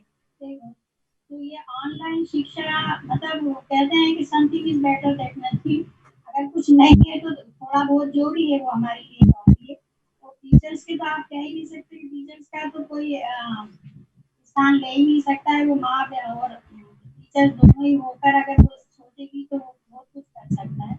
और ऑनलाइन शिक्षा तो सरकार जो फ्री में दे, और या गरीब बच्चों के लिए कुछ, गरीब बच्चे मोबाइल नहीं ले सकते तो कंप्यूटर तो लेना उनके लिए बहुत बढ़िया, बहुत बढ़िया, बिल्कुल सही कहा, मतलब बहुत सही। लेकिन अगर सरकार टीचर्स तो ये बहुत कुछ हो सकता है जी, बहुत बढ़िया। आप मैडम बिल्कुल सही बात कही आपने, और जो बात चौधरी साहब ने कही थी वही बात वापस आई कि गरीब तबका जो है वो इस बात को उसको उबारना सबसे बड़ी बात है, क्योंकि सबसे बड़ा तबका तो वही है, और उनके पास संसाधन नहीं होंगे तो काम देश की बात करें। जी सर, ये हमारे बीच जो दोनों वर्गों में खाई जो हमारे बीच में ये भी हो रहा है ना, दोनों वर्ग एकदम जो साधारण संपन्न लोग हैं वो तो इस तरफ एजुकेशन और अच्छे से ले पा रहे हैं, लेकिन जो हमारे गरीब तबका है वो तो इसकी तरफ थोड़ा बहुत बहुत धन्यवाद ओडिशा जी। एक बात जो और आपने कही वो मुझे बहुत अपीलिंग लगी कि अपने लेवल पे जैसे कुछ शिक्षक लोग, प्रशिक्षक लोग अपने लेवल पे कुछ शिक्षक लोग जैसे कर रहे हैं, जैसे ग्रुप बना दिया, इस तरह के जो एफर्ट्स कर रहे हैं, ऐसे कुछ करके अपने लेवल पर हम किसी तरह से कर सकते हैं। टीचर्स का सर ये एक ड्यूटी है, क्योंकि ये ऐसी स्थिति है तो हर टीचर्स की भी एक ड्यूटी है मेरे ख्याल से, और चाहिए कि ये बच्चे हमारे हैं, जितना हम कर सकते हैं उतना तो कर सकते हैं। बिल्कुल बिल्कुल, बहुत बड़ा। बहुत और निवेदन करूंगा संचिता वर्मा जी से भी अपने विचार और शेयर करें हम सबसे टीवी चौपाल पर। संचिता जी आपका स्वागत है। सर नमस्कार। और इसमें जो भी पार्टिसिपेंट्स हैं उन्होंने अपने चैलेंजेस शेयर किए, और आप ये मत समझिएगा कि हम ओमान में हैं या विदेश में हैं या मिडिल ईस्ट है, गल्फ है, तो हमारे सामने ये चैलेंजेस नहीं आए। मुझे लगता है चैलेंजेस जो भी प्रिंसिपल्स और टीचर्स के रहे हैं वो सब ऑलमोस्ट सेम ही हैं, और जो हम सभी बार बार कह रहे हैं कि इसके सिवा विकल्प क्या था, इसके सिवा कोई विकल्प नहीं था। तो मैं उस चीज को इमेजिन करती हूँ कि चलिए ऑनलाइन एजुकेशन नहीं होती है ना, तो कुछ लोग जो कर पा रहे हैं। तो आज कोरोना जब मार्च में शुरू हुआ था और अब करीब करीब 1.5 साल हुआ है, तो बच्चा बिल्कुल किसी भी टच में एक लर्निंग गैप जो कि अभी भी है उस लर्निंग गैप के साथ घर में बैठा रहता। तो जहां भी जो भी ऑनलाइन एजुकेशन प्रोवाइड कर पा रहा है, तो ये एक अटेम्प्ट है उस लर्निंग गैप को ब्रिज करने की। तो कोरोना आया, ऑनलाइन एजुकेशन शुरू हुई, तो जो सबने जिक्र किया है, अफोर्डेबिलिटी की प्रॉब्लम है, एक्सेसिबिलिटी की प्रॉब्लम है, उसके बाद में स्क्रीन टाइम की प्रॉब्लम है, और टीचर ट्रेनिंग की प्रॉब्लम है। क्योंकि हमारे जो टीचर्स भी है ना, वो भी बड़े टेक्नोफोबिक हैं, ज्यादातर बड़े टेक्नोफोबिक थे। Oh my god, Google Meet कैसे करेंगे, अगर सुबह ऐसा हो गया तो क्या होगा, अगर मैंने लॉग इन किया और ये लिंक नहीं मिली, वो लिंक मिली, क्या हुआ। तो एक तरफ पे हम सबको, एक टीचर्स को भी कॉन्फिडेंस देना, yes you can do it, उनके लिए बहुत ज्यादा ट्रेनिंग प्रोग्राम ऑर्गेनाइज करना, हर लेवल पे जाकर उनको आईटी सपोर्ट देना कि तुम्हें दिक्कत है तो ये तुम्हारे साथ हमेशा मौजूद है। तो एक ग्रुप ट्रेनिंग और इंडिविजुअल ट्रेनिंग एक बहुत ही ज्यादा एक वो दौर शुरू हुआ, और ये ऑनलाइन एजुकेशन बड़े टाइम से शुरू हो गई। ओमान के अंदर जो हमारे देशवासी और हमारे भारतीय हैं, वो सारे के सारे सीईओज नहीं हैं। शायद आपको पता होगा हर लेवल के लोग यहाँ आते हैं, और अगर किसी के घर में 2 बच्चे हैं, माता पिता भी वर्किंग हैं, और अब सबका वर्क फ्रॉम होम हो गया, तो 4 डिवाइसेस कहाँ से मिलेंगी। तो 4 डिवाइसेस की प्रॉब्लम आ गई। अचानक से सभी के सामने एक पैसों की प्रॉब्लम भी आ गई। जब ऑर्गेनाइजेशन अच्छे नहीं चल रहे हैं तो सैलरी कट शुरू हुए, जॉब लॉसेस शुरू हुए। तो हमारे बच्चों को भी ये सब डिवाइसेस की और ये सारी तमाम मुश्किलें आई। तो जो बच्चे हमारे एनरोल्ड थे और जो नहीं आते थे, वो क्लास में कभी नहीं दिख रहे, तो हम लोग टीचर को बोलते थे कि भाई आप 1 हफ्ते के बाद में आप हमें बताओ कि कौन बच्चे ऐसे हैं जो आपके क्लास में नहीं आ रहे। तो टीचर हमें बताती थी कि ये 5 बच्चे तो आ ही नहीं रहे। हम उन 5 बच्चों के घर में फोन कर करके पूछते थे कि आपकी क्या प्रॉब्लम है, और तब हमें पेरेंट्स का भी अंदाजा हुआ। माता पिता जो दोनों काम कर रहे हैं, वो बोलते थे मेरा टीनेज बच्चा है, मेरी 9 घंटे की ड्यूटी है, मैं नर्स हूँ, और मैं अपने बच्चे को इंटरनेट के साथ मैं ट्रस्ट नहीं करती, मैं नहीं छोड़ सकती एक एडोलेसेंट बच्चे को। या कई बहुत यंग मदर्स जिनको कि साथ में ही बैठना है उस बच्चे के कंप्यूटर में लॉग ऑन करने के लिए या कुछ करने के लिए, वो बोलेगी मेरा बच्चा इतना छोटा है, इंडिपेंडेंटली वो कुछ कर नहीं सकता, मैं नौकरी पे जा रही हूँ, मैं क्या कर सकती हूँ। उसी समय मुझे पलक जैसी जो यंग मदर्स हैं, ये हमेशा अपने बच्चों के साथ रहती थी और हम लोग हमेशा टीचर्स से बात करते थे कि इनको रहने देना, ऐसे ऑब्जेक्शन नहीं लेना है। अगर पेरेंट क्लास देख रहे हैं तो देख रहे हैं, अगर क्रिटिसाइज कर रहे हैं उसको फीडबैक समझो, फीडबैक समझो। कई बार पेरेंट्स बहुत सही बात भी बताते हैं, तो आप ये समझो। और कई यंग मदर्स को मैं देखती थी, क्लास 2 और 3 का बच्चा है जिसके साथ वो समझने की कोशिश करे, एक और छोटा बच्चा है। मेरी अपनी टीचर के छोटे छोटे बच्चे हैं, अब वो 4 साल की उसकी बच्ची नहीं समझती कि माँ ऑनलाइन क्लास ले रही है घर में। तो मैं सबसे पूछती थी कि आप कैसे मैनेज कर रहे हो अपना क्लास अपने इतने 2 छोटे बच्चों के साथ, कि जिन्हें नहीं पता है कि माँ को क्लास टाइम पे डिस्टर्ब नहीं करना है। तो ये सब चैलेंजेस रहे, सब घर सेट हुए, सब फैमिली सेट हुई और क्लासेस एक अच्छी तरीके से शुरू हुई। हमने कितना भी लिख के दिया कि ये हमारा IPR है और ये हमारा कॉपीराइट है और आप इसे वीडियो नहीं कर सकते, अलाना नहीं कर सकते, फलाना नहीं कर सकते, खूब वीडियो खींचे लोगों ने। हाँ, अब कंपैरिजन, अच्छा 5th साइंस की टीचर ऐसी है, एक ही बी की ये कर रही है, फिर वो मुझे वीडियो भेजेंगे कि आई एम सॉरी बट ये, मैं बोलूंगी सर बिल्कुल सही है, आपने जो भेजा है 100% नहीं अच्छा कर रही है टीचर। पर जब हमने ये टीचर इंडियन स्कूल सोहार में ली थी तो हमने ऑनलाइन टीचर नहीं ली थी, ये हमने ट्रेडिशनल क्लासरूम टीचर ली थी। अभी 15 दिन हुए, आप यही वीडियो मुझे 15 दिन बाद भेजना। और इस बीच में हम टीचर्स को लगातार क्लास एंगेजिंग बनाने की, तो ऑनलाइन और टूल्स ढूंढने की कि मेंटीमीटर के साथ पोल करो और क्विजेस में क्विज डालो और पैडलेट में रिफ्लेक्शंस लो। और हमने बहुत जोर दिया एक्सपीरियंशियल लर्निंग का, और एक्सपीरियंशियल लर्निंग में बड़ा मजा आया। आ की मात्रा पढ़ा रहे हैं तो बोलेंगे चलो एक ट्रेजर हंट है, दौड़ो घर में आ की मात्रा से संबंधित जो भी चीज उठाने लायक है, लाने लायक है, लाओ और हमको दिखाओ। तो बच्चे भाग गए, घर में ढूंढे ढांडे, लाला की चीजें रसोई से इधर से उधर से मतलब लाके टीचर को दिखाई, ये आ की मात्रा की चीज है, इसका नाम ये है। तो इसी तरीके से काफी सिलेबस बदला गया और काफी रिसोर्सेज बनाए गए और बड़े अच्छे से टीचर्स में बांटे गए। तो थोड़ा ना, थोड़ी एजुकेशन थोड़ी मजेदार हो गई। मगर इस समय क्या, हर थोड़े दिन बाद फिर बच्चा बोर होने लगेगा। आजकल के बच्चों का अटेंशन स्पैन जो है, तो हर समय बाद आपको थोड़ा नया तड़का उसमें करना है ताकि आपकी क्लासेस इफेक्टिव हो, इंगेजिंग हो और इंटरेस्टिंग हो। तो ये सब सेट हो गया। अब इसके बाद धमाधम क्लासेस झमाझम चलने लगी और सर इतने वेबिनार हुए, इतने ट्रेनिंग हुई और इतने मजेदार जोक्स चले कि वो टीचर कह रही 4 सीटी लग चुकी है, कुकर बंद करा, फट जाएगा, दाल हो गई होगी। बच्चे के घर में सारी आवाजें आ रही है। तो इसका एक मजेदार वाक्य है कि बोलो ऑनलाइन एजुकेशन खत्म हुई और PTM चालू हुई और वो पेरेंट पूछ रहे कि मैडम आप तो मुझे नहीं पहचानती होंगी। बोले नहीं सर, मैं इंग्लिश पढ़ाती हूँ, 9 बजे मेरी क्लास होती है, आप रोज पोछा लगाते मिलते हो उस रूम में बच्चे के पीछे। तो मैं तो आपको खूब पहचानती हूँ। उसके बाद हमारे साथ में क्या हुआ, वेबिनार शुरू हुए, वेबिनार पे वेबिनार। तो कहीं तो हम अटेंड कर रहे होते थे और कहीं हम रिसोर्स पर्सन होते थे। तो सर फिर स्टार्ट हो गया जूम फटीग, वेबिनार फटीग। तो जो भी मुझे इनवाइट ज्यादा करता था, मैं उसको एक पिक्चर थी वो भेजती थी, अनारकली बेहोश पड़ी है और सलीम कह रहा है उठ अनारकली तेरा वेबिनार खत्म हुआ। तो वेबिनार से हम सबकी ये हालत हुई और धीरे धीरे ये सब चलता रहा। और मुझे लगता है कि आज अब तक इतना टाइम हो गया कि सब एक दूसरे की परेशानियां बहुत बहुत अच्छे से समझ रहे हैं।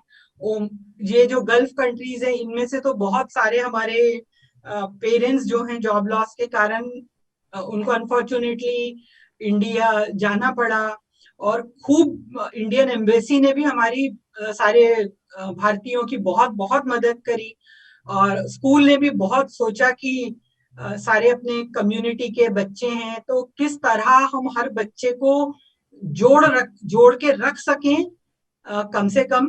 और जैसे ये ओरीना मैम ने कहा और त्रिवेदी सर ने कहा, ये बात बिल्कुल सही है कि गरीबों को फायदा नहीं। मगर सर मैं ये बतलाऊंगी, मुझे अभी इस समय भोपाल के बारे में या इतना नहीं मालूम है, मगर कई स्कूलों ने ना एक आवाज निकाली थी कि जिसके भी घर में एक्स्ट्रा मोबाइल हो, एक्स्ट्रा डिवाइस हो, तो वो आप डोनेट करो। तो एक तरफ उन्होंने उन बच्चों के नाम रखे जिनके पास डिवाइसेस नहीं थी, और एक तरफ उन बच्चों के पेरेंट्स के नाम रखे जो देना चाहते थे। और मुझे लगता है जो भी संपन्न परिवार हैं, सबके घर में सर एक दो फालतू मोबाइल जरूर है। कहीं मॉडल पुराना हो गया, कहीं हमारे दिल से उतर गया, कहीं आईफोन का नया मॉडल आ गया। तो ऐसे लोगों ने भी इस समय दूसरे लोगों की सहायता की है। पर अगर जैसे जिन बच्चों की प्रॉब्लम है और हम हेल्प कर सकते हैं, और हमारे साथ इतने सारे एजुकेटर्स जुड़े हुए हैं, तो आप लोग ये काम कर सकते हैं। तो ये बड़ा आपने कहा एजुकेशन है या तमाशा है, तो मैं कहूंगी एजुकेशन भी है, कहीं ना कहीं तमाशा भी है। Thank you. बहुत बढ़िया। और एज ए साइकोलॉजिस्ट जो मैं देख पा रहा हूँ और जो मेरे एक्सपीरियंस है, क्योंकि मैंने जैसा आपसे निवेदन किया कि मैंने तो हमारे अथॉरिटीज को ट्रेन किया है जो कहीं ना कहीं या तो एकेडमी के डायरेक्टर जनरल हैं, या किसी इंस्टीट्यूट के ट्रेनिंग, या किसी एजुकेशन इंस्टीट्यूट के बहुत बड़े हेड हैं। तो उन सबसे जो चर्चाएं मेरी हुई हैं इसमें ऑनलाइन के दौरान भी, बात सबसे बड़ी एज ए साइकोलॉजिस्ट जो निकल के आती है वो ये है कि जो सीमा मैडम ने शुरू में, वंदना मैडम ने जो बात कही थी कि हमारा जो सिलेबस है that should be transformed into online module mode. Online module में अगर उसको ट्रांसफर किया जाता है, अब उसमें ऑनलाइन मॉड्यूल में इस तरह से ट्रांसफर किया जाना चाहिए कि एक तो एक्सपीरियंशियल लर्निंग का फोकस हो। करेक्ट जो है एज ए साइकोलॉजिस्ट ये दोनों पॉइंट जो आपने उठाई है मैं फोकस कर रहा हूँ, और मेरा अपना एक्सपीरियंस है। एग्जैक्टली। एक्सपीरियंशियल लर्निंग का उसमें समावेश हो। दूसरा जो स्पान ऑफ अटेंशन है लर्नर का, दैट इज मोर इम्पोर्टेंट। अगर लर्नर का पार्टिसिपेशन नहीं होगा तो टीचर अपना यही हो जाएगा जो हमारे यहाँ हो रहा है कि साहब हम कोर्स पढ़ा रहे हैं, आप किसी से भी पूछो क्या है, बोले साहब बच्चों को पढ़ा रहे हैं। तो हम बच्चों को नहीं पढ़ाते हैं, हम कोर्स पढ़ाते हैं, हम किताबें पढ़ाते हैं। हम जिस दिन बच्चों को पढ़ाएंगे इस देश का निर्माण हो जाएगा, राष्ट्र का निर्माण हो जाएगा, समाज का निर्माण।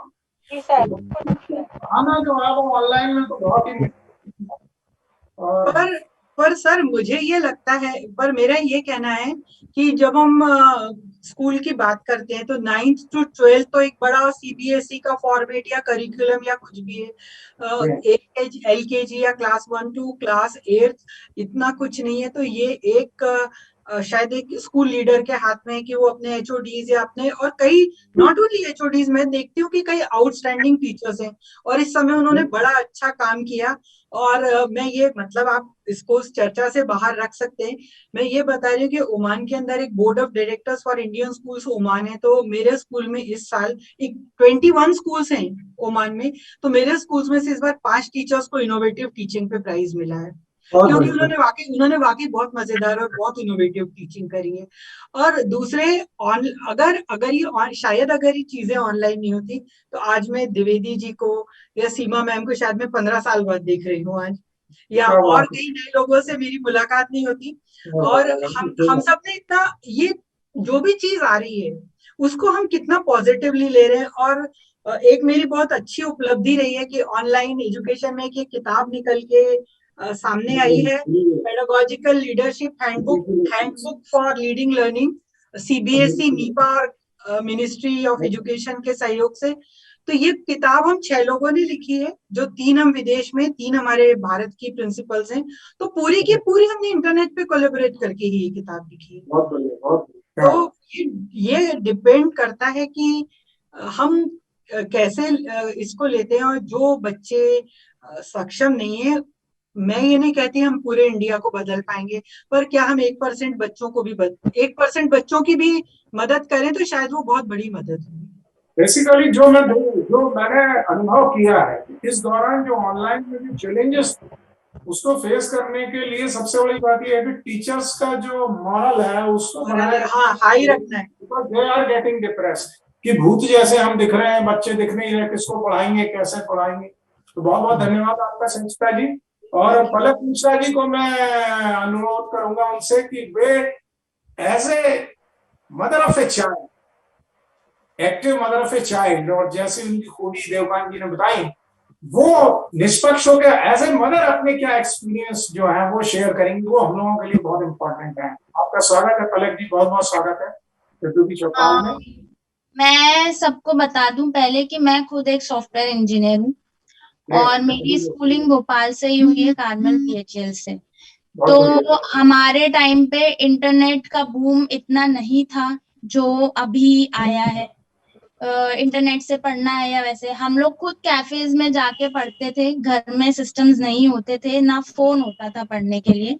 कहीं कुछ अगर मटेरियल चाहिए तो वो मुझे कैफे से जाके असेंबल करना रहता था। अब बात आई मेरे बच्चे के पढ़ाने की, तो मैं काफी ज्यादा सक्षम हूँ उसको सिंगल हैंडेडली पढ़ाने के लिए। तो मैं सिर्फ अपनी बात ना करते हुए, और मतलब एक पूरे सोसाइटी की, बोलते हैं ना, पांचों उंगलियां बराबर तो है नहीं, तो वी एज अ सोसाइटी हम लोग सब साथ में आके ही इस चीज से ऊपर आ पाएंगे। कहीं अगर सिर्फ मैं चाहूं कि मैंने अपने बच्चे को क्लास में बिठा के और पढ़ा दिया, तो इस हिसाब से तो नहीं चल पाएंगी क्लासेस। बट हाँ, कि हम सारे पेरेंट्स, जैसे कि उसके स्कूल में जो क्लासेस चलती हैं, तो वर्किंग मदर्स भी हैं, मैं हाउसवाइफ हूँ, तो मैं टाइम दे सकती हूँ, लेकिन क्या मेरे साथ की जो और मदर्स हैं वो लोग नहीं बैठ सकते? तो हम लोगों ने ये डिसाइड किया कि चलो ठीक है, अपन शाम का टाइम रख लेते हैं, ऑफिस आवर्स के बाद का टाइम रख लेते हैं, बच्चों को पढ़ा पाए, जिसमें कि बच्चे अटेंड कर पाए। तो हमने फिर शाम का टाइम रखा कि जिसमें कि सारे बच्चे क्लासेस अटेंड कर पाए। फिर उसमें भी कुछ लोगों को ये इश्यू हुआ कि भाई अब जैसे स्कूल्स में फिजिकल एक्टिविटीज होती रहती थी, बच्चे इंगेज रहते थे फिजिकली भी, जैसे आपने बोला एक्सपेरिमेंटल लर्निंग। तो हम यहाँ पे सिर्फ टीचर्स को और स्कूल को ट्रेनिंग, मतलब मैं ये बोलना चाहूंगी कि थोड़ा सा पेरेंट्स को भी प्रोएक्टिव होना पड़ेगा, कि आप सिर्फ ये सोचें कि टीचर्स आपको स्पून फीडिंग कर दें और टीचर्स आपको हर चीज दे दें, आपको भी कुछ अपनी तरफ से करना पड़ेगा। ये हम समझ रहे हैं कि कुछ लोग वर्किंग हैं और कुछ लोग मतलब नहीं टाइम दे सकते हैं, बट कुछ ना कुछ तो, जैसे कि हमने अभी 1.5 साल में कुछ इसका वो निकाल लिया है, कुछ हद तक हम पहुंच गए आगे, तो ऐसे ही हमें कुछ बीच का रास्ता निकालना पड़ेगा, जिससे टीचर्स पेरेंट्स मिल के वो बच्चे का भविष्य बना सके। सिर्फ अगर आप ये चाहेंगे कि सिर्फ टीचर्स ही वो करते जाएं और मेहनत करते जाएं, वीडियोस देते जाएं, डिजिटलाइज हो जाए और इंटरनेट दे दी जाए, तो मतलब ये पूरी तरह से नहीं, मतलब कुछ तो इनपुट पेरेंट्स को भी देना पड़ेगा। एज अ पेरेंट मैं उसको ध्यान रखती हूँ कि फिजिकल एक्टिविटी भी हो, एक्सपेरिमेंटल लर्निंग भी हो, और जो स्कूल से इनपुट मिल रहा है वो भी मैं दे पाऊं। तो मतलब हम सबको मिलके इसमें काम करना है, कहीं उससे बाहर निकलना है। द्विवेदी जी मैं एक बात कहूंगा मैं। हाँ बोलिए लड्डू। पलक ने जो बात कही है वो सामान्य जीवन बिताने वाली गृहिणियों के लिए आदर्श बात है। मेरा एक अपना अनुभव है। मेरी भतीजी बेंगलोर में, बांजी, दीपिका अवस्थी, उसका 12 साल का लड़का, एनर्जी में बहुत हाइपर है, वो टिकता ही नहीं है कि 1 मिनट इधर इधर इधर। अब सब सुबह क्लास चालू हो जाती है 8 बजे, तो मम्मा को 5 बजे उठना पड़ता, उठ के तैयार होके ये वो करके बैठी, वो भी बैठा, बच्चा भी बैठा। बच्चा उससे थोड़ी देर बाद बोलता, मम्मी मम्मी ध्यान से सुन लेना, फिर बाद में बता देना मुझको, मैं आता हूँ। हाँ, अब वास्तव में अधिकांश माताओं की यही उठल है। तो पलक जो कह रही थी ना, बीच का रास्ता निकालना, टीचर बच्चों ने बीच का रास्ता निकाला, निकाल दिया। शेयर करने के पलक, मेरा पेरेंट्स से ये कहना है, पर है, हम समय सीमा भी है, हम कार्यक्रम अंतिम पड़ाव पर है, और मेरा पेरेंट्स से ये कहना है कि अगर आप पहले हमारे साथ 50% पार्टनर थे शिक्षा में, तो अब आपकी परसेंटेज 75 है और हमारी 25 रह गई। और बाकी इस कार्यक्रम को जो भी टीचर्स या जो भी प्रिंसिपल्स, जो भी एजुकेटर्स सुने देखें, तो मेरा बहुत बहुत ये कहना है कि ये जो पीपीटी वीडियो जो चल रहा है, मैं अग्री नहीं करती, क्योंकि किसी बच्चे ने कहा कि मैडम जब आप स्कूल में थे तो आपने 2 साल पहले बहुत अच्छा वीडियो दिखाया था, ये तो स्कूल में भी स्मार्ट बोर्ड्स है, कुछ ना कुछ तो होता ही था, या पीपीटी बहुत अच्छा था, पर बच्चा स्कूल में आपको याद कर रहा है। तो बच्चे मुझे लगता है टीचर को मिस कर रहे हैं। तो टीचर खूब बात करे और आते ही ये ना कहे म्यूट योरसेल्फ, इन्वॉल्वमेंट और बैठो। बच्चों का जब तक समय पे नहीं होगा, बिल्कुल सही बात। हमें हाँ, समय तो पे आप बच्चों को बोलने का अवसर दो, घर पे वो बहुत अकेले हैं। ओपीडी हाँ मेरा निवेदन है, इधर घड़ी चल रही है जी, और वो घड़ी चल हाँ, रही है, इसीलिए अब मैं इसको ऐड करके ओके, तो आप तो देखिए मैंने पहले ही निवेदन सेकंड किया था, ले लें। हाँ, दद्दू ने, हाँ, जो दद्दू ने अभी बात कही, मैंने पहले ही निवेदन किया था कि मैं जितने लोग हैं, सिर्फ शख्स नहीं है यहाँ पर शख्सियत जो है उनका शुमार है। सिर्फ शख्स होते तो बात चल जाती, और हर शख्सियत अपने आप में दिन पर अपने विचार व्यक्त कर सकते हैं। और बात ये समझ में आती है कि जैसा त्रिवेदी साहब ने भी कहा कि हमारा देश अभी बहुत सारे चैलेंजेस हैं, एकदम तैयार नहीं है, लेकिन हमारे पास जो सीमा मैडम ने कहा कि विकल्प नहीं है। विकल्प नहीं। तो अब सवाल ये है कि नदी खतरनाक है, निकलना भी है। मुझे 2 शेर याद आ रहे हैं।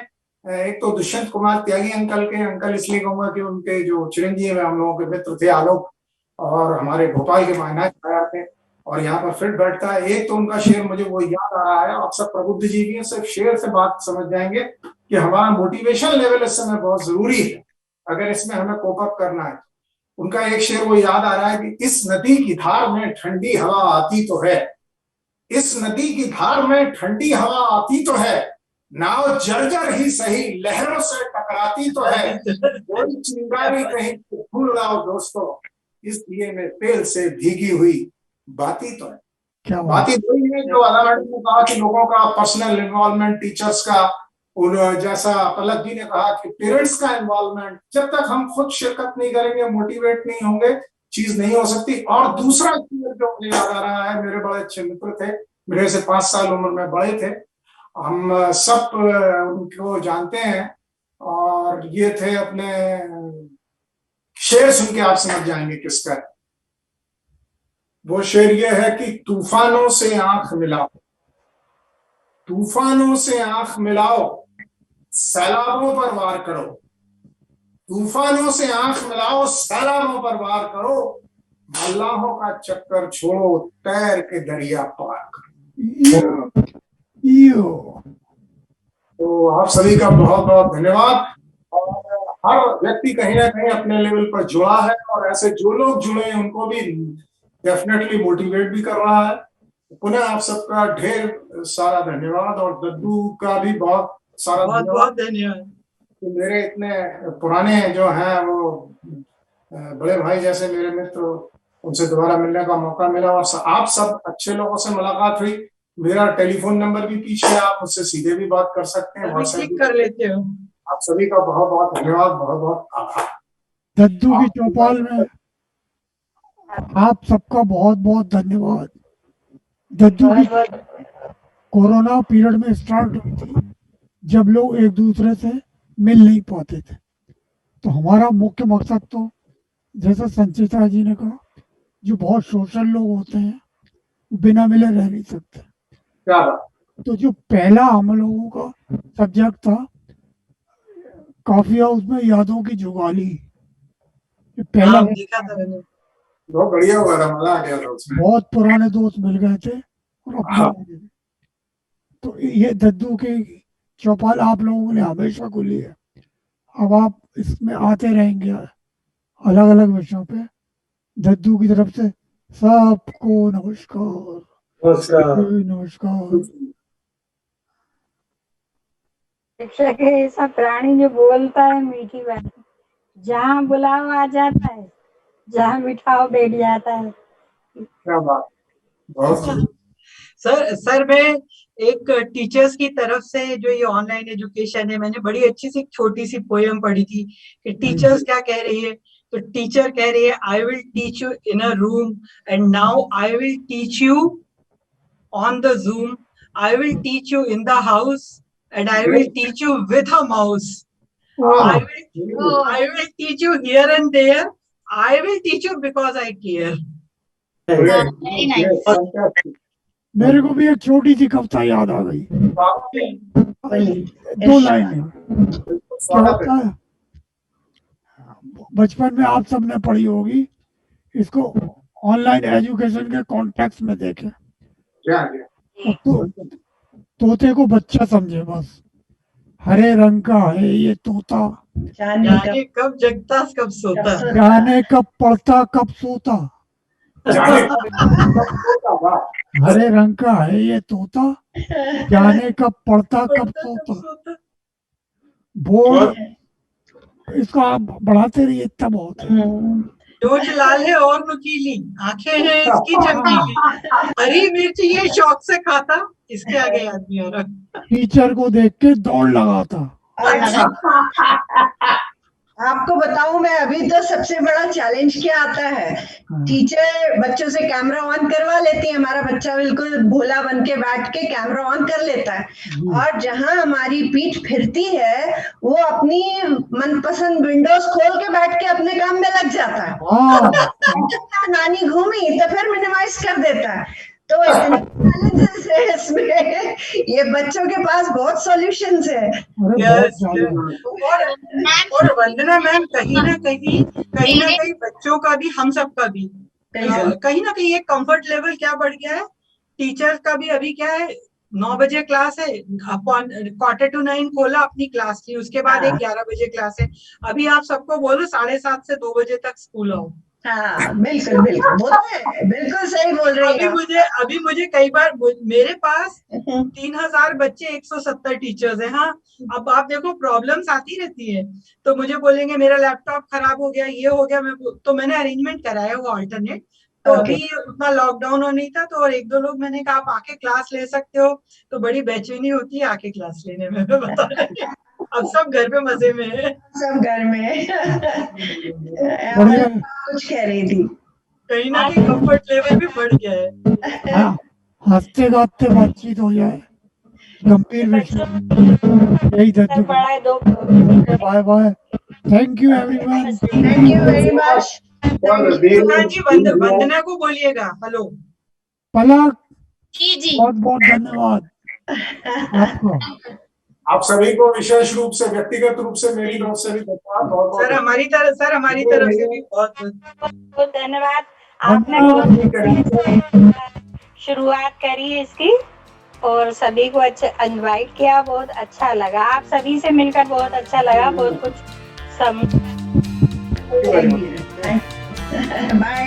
बाय।